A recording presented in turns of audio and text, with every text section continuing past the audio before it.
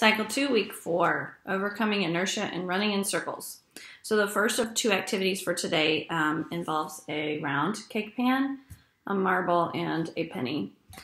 So using these and letting kids just take turns, you're going to start by putting or having a student put a marble in the center of a cake pan, and you're going to talk about how it's not moving because nothing, when you an object at rest remains at rest.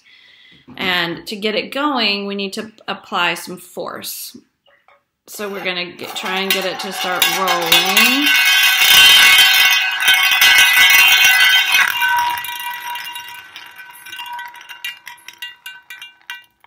And so we're going to talk about how, what happened when we stopped applying the force of our hands on the thing to make it go. What happened? It kept going for a while.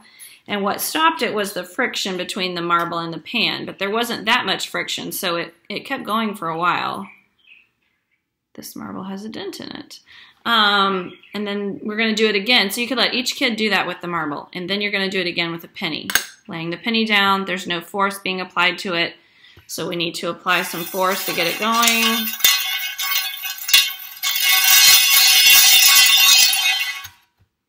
And then when we lay it down, it stops moving much, much faster than the marble does, even though it weighs less. And that's because of the large amount of surface area that the penny has. So it's contacting a lot more of the pan than the marble was. So the friction's going to stop it a lot quicker. So you can let each kid do both the marble and the penny. And after you're done with that, you're moving on to your next activity, which needs a large area. So you're going to need to go outside to do this, probably outside to the recess area. So we're going to use our rope from week 1 and we're going to lay it out on the ground. And then we're going to line our students up behind the rope. So and I'm not going to get the rope, but here's the rope, and we're going to line all the kids up behind it. I made these cards to make it really easy. You're going to give each child a card. You're going to give, there's cards that say 1, there's cards that say 1, 2, 3, 4, and cards that say 1 and 3. And so every kid's going to get one. Make sure if your class isn't full that there's, a couple of each of these. So the kids, you're going to start counting 1, 2, 3, 4. And as a child who has 1, he can only step forward when you say 1. The 1 and 3 can only step forward when you say 1 and 3. So you would say 1, 2, 3, 4. And the 1, 2, 3 person steps forward every single time. So 1, 2, 3, 4. And so you're going to do this a few times. And obviously what it's going to show is that this person doesn't get nearly as far as this person, who doesn't get nearly as far as this person up here. And that is talking about velocity and gravity. It's starting the discussion about velocity and gravity. This goes into, so velocity. The 1 has the slowest velocity and got to go the shortest distance, whereas the 1, 2, 3, 4 has the highest velocity and got to go the furthest distance, and the 1, 2, 3 has a medium velocity. And then gravity is the force that attracts objects together. Bigger objects have a stronger gravitational pull than smaller ones. And so we're going to have them jump and show them how gravity is what pulls us back down to Earth.